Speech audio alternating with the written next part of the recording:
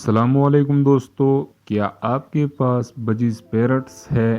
کیا آپ نے ان کے جوڑے بنا رکھے ہیں لیکن ابھی تک انڈے نہیں آئے، یا پھر آپ کنفیوز ہے کہ جوڑا واقعی میل اور فیمیل ہے یا نہیں؟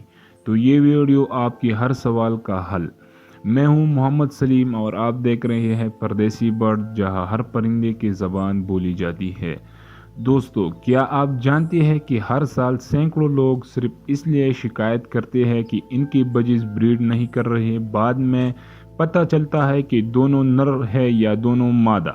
تو آئیے آج ہم اس مسئلے کا مستقل حل نکالتے ہیں۔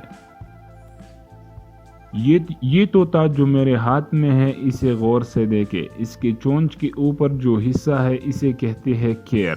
یہ وہ نشان ہے جو ہمیں بتاتا ہے کہ طوطا نر ہے یا مادہ۔ اگر کیر کا رنگ گہرا نیلا، جامنی یا بلیکش بلو ہو تو یہ ہوتا ہے میل بجی۔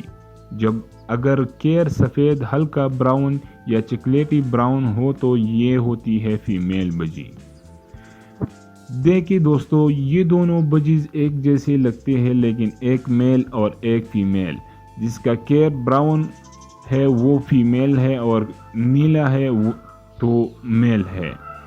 یہ بات خاص طور پر ایڈلٹ بجز میں بڑی آسانی سے دیکھی جا سکتی ہے، اور وہ چھوٹے بجز میں کبھی کبھی کیر کا رنگ دھوکہ دے جاتا ہے۔ شروع میں دونوں کا رنگ ہلکا نیلا یا پنک ہو سکتا ہے، لیکن جیسے جیسے عمر بڑھتی ہے اصلی رنگ ظاہر ہو جاتا ہے۔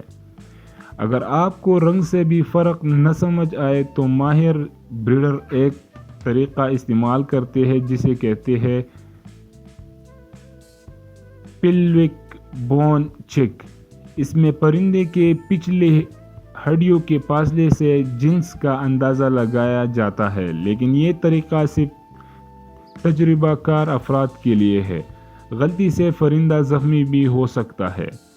میل بجز عام طور پر زیادہ